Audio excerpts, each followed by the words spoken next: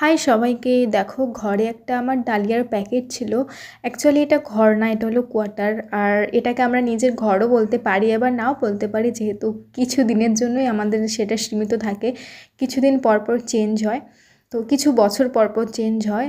আর দেখো ডালিয়ার প্যাকেটটা আমি এখানে হনুমানকে দিয়েছি। এটা হনুমান বলে না বাদুড় বলে আমি ঠিক জানি না। হয়তো এটাকে বাদুড়ই বলে, কারণ হনুমান নাকি সবাইকে মারতে আসে।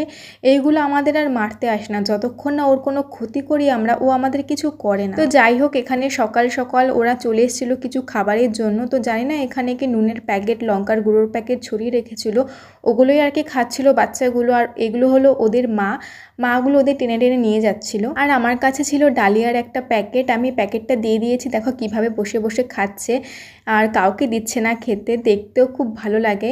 আর একদম কাছের থেকে আমি ভিডিওটা করছি, তাও দেখো আমার কোনো ক্ষতি করছে না। আর মানুষের থেকে আমার মনে হয় পশুই ভালো, যার ক্ষতি না করা অবধি তারা ক্ষতি করে না।